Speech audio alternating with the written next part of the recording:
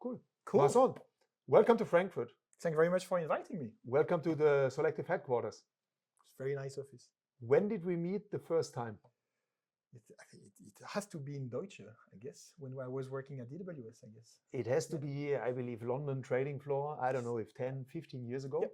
So let's use this to say hi to all the ex-colleagues. Hello, hi. Partners, good friends that, they know who they are, that we've worked together since. The more distant the more closer past or history, you and I pretty much a year ago struck a bet that I have very happily lost, which was about one of your fund launches, must have been March, February last year. I'm talking about the Amundi All-Country World ETF, where you've been convinced that it will quickly hit last year $1 billion in assets.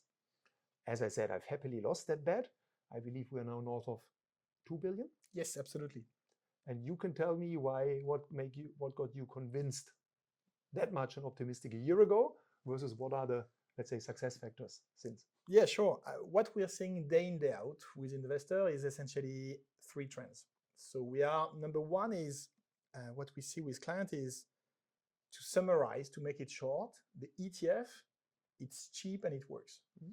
Investors, when they buy an ETF, they want to buy more because they understand this liquidity transparency is helping them and they want to buy more for their future. And then using ETF, usually we have 2 types of investors. Some investors are what we would call, technically strategic asset allocation.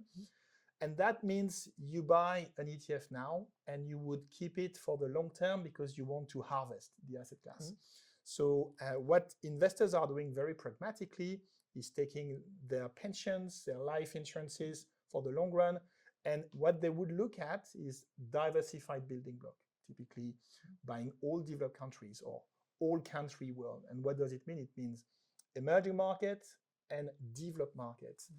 So this product, the one you mentioned, Amundi Prime All Country World, 7 basis full name, 7 basis points. So that means you get something like 3,000 stocks in one single portfolio for 7 basis points. I do believe, and that's my personal opinion, that it's probably one or if not the best product for investors. Why that? Because it brings diversification at a very low price. Some of the ingredients that you've just mentioned is something I'd like to refer to too often as democratization of investing, which has to do on the one hand, costs is one factor, and that's true for the industry, ETF industry as a whole. But I also like to think about access, so instruments that professional investors could only access, and now your 3,000 stocks, as an example, are accessible to a wider audience. Yeah, the retail segment, the trading applications, the savings plan. So to what extent does that democratization, if I label it, broader access, retail, play a role? I think the key missing point in the past was probably knowledge, or essentially making sure that the impact of buying equities was good for investors. We can see now with the Google, with the YouTube and so forth, so this democratization now is happening. You have plenty of provider of solutions to buy and buy repeatedly every single month, like typically saving plans and so forth. So that is enabling investors. And of course, when you can buy, you need something to buy, and then you need good products. And these good products would, in my opinion, for the long term, would always bring 2 things together, which is cost, of course, and diversification. Because if you buy something cheap that just buy one stock, you're not helping the investor because he could buy the stock himself. So what we bring is simple product, but at least super well diversified, because I do think that in the long run, that's what matters.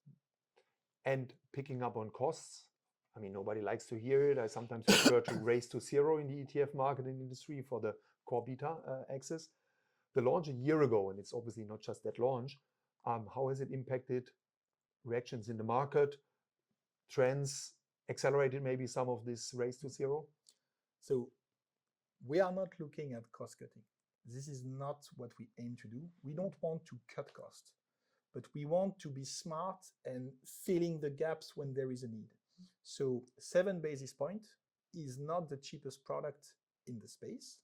It is the cheapest emerging plus developed markets as a whole combined. There are some cheaper products actually in our product range, but doing more specific things like US equities, like world equities. The US equities, sorry. The point I'm trying to refer to is, of course, I will not comment what others are doing. I can't do that. But clearly, it was a smart move. The market was much more expensive on this exposure, and we were super happy to partner with you guys to make something that actually brings the difference to the market. And I was very happy to pay the dinner, the nice dinner we have had much earlier than the end of the year when the billion was the bet. Thank you very much. Actually got hit. Yeah. Moving a bit probably to the market, and I know you're roadshowing, you're talking a lot to investors. Some of the flows since the beginning of the year in the ETF space as a whole are starting to shift. I'm thinking of our friends across the Atlantic, US, Europe. So how do you see this on your range or overall when talking to investors purely on the flow side? Yeah, let's start with 2024. It's 254 billion. So what does it mean? 250. So it's a massive number. It means that every single day, on average, there is 1 billion euro that moves into the ETF market, which is extraordinary, which is nearly insane in terms of number. So it's always hard to keep this the order of magnitude of these numbers. Out of these 254, you had nearly 100 billion into US equities. That speaks volume about the appetite, and typically the appetite we had before the election of Donald Trump, and typically in the week after Donald Trump. So what we've seen is an acceleration of this pace until essentially mid-late December.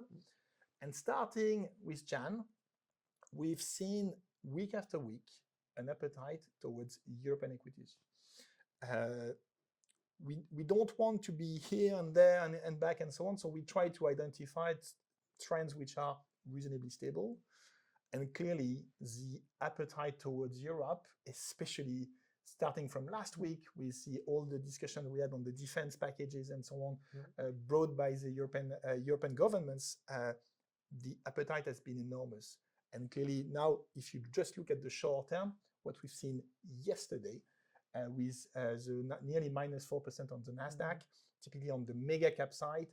So investors were worried on the valuations. That was a key point on the key negative point on US equities. Even though the economy is very resilient, there was this concern about tariffs and valuations, essentially.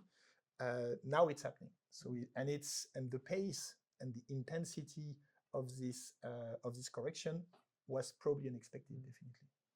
I think it's been about 2 weeks ago that I sat here with the US asset manager and the US client, and we've discussed views from the US to Europe. Yeah, we got to talk about geopolitics, but I want to stay on this point of, let's say, divergence of performance, really two level. Within the US, we've discussed mega cap, the Max 7 driving it all in the last recent month and couple of years versus the broader US market. And then if I think of divergence, probably also between European performance more recently and US performance. Yeah. So clearly, in US equities, we were neutral on US, and we were positive on what we call equal weight. What does it mean? So if you're equal weighting your S&P 500 or whatever your index is, it means you will reduce on a relative basis the exposure to the top 10, top 20, top 30, so the mega caps. So we've seen nearly 15 billion euro of investment into equal weight indices in US equities, definitely. So clearly investors were aware of this concern. They were concerned by US equities valuations. So this appetite, we observed it, and we thought it was not enough as an answer, the equal weighting. Why that? Because if I may take an analogy, my wife, she's a doctor. So when you're a doctor, you have to use medicine, right? If you have a headache, you would take paracetamol, right?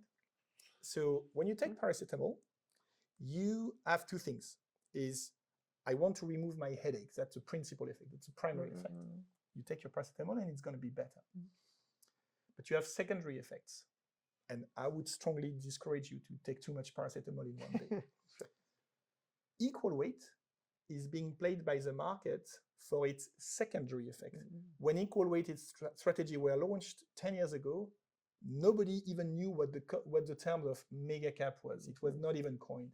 So my point here is, if you want to address valuation of mega cap, exactly as we see in the market right now, just exclude them and be market cap weighted. And that's precisely the product we launched recently. And US versus Europe, performance-wise? I mean, performance-wise, it's already done. So we on European equities, we already exceeded what we targeted for the entire 2025. That's the Amundi outlook. Yes, exactly. So we already passed our outlook for European equities. So I would be reasonably careful, because when you're above your target, you know what can happen. Clearly, the landscape is changing very rapidly. So we might actually improve this or increase this outlook. But let's be mindful of this. When it goes too fast, you always take some more risk. On US equities for 2025, we are definitely not at our target for 2025. So let's be vigilant, clearly. And we were. It was a tough call to be neutral US equities in 2024. Actually, now it's happening. So let's be vigilant on the valuation. Just as recent as probably 4-8 weeks ago, that was a very, very tough counter-cyclical call, and now it looks like the openness. Maybe this is a basis that we can use to make a spread bet for our next tapas bar visit. Why not? In London, and the outlook for the end of the year. Definitely. Vincent, I know you're short on time. I know you have to see actually other cities across Germany. Good luck with that. Thank you very much. Great to have you over here, and have fun traveling all the remaining cities away from Frankfurt. Thank you so much, Timo. Merci beaucoup. Merci beaucoup. Thank you.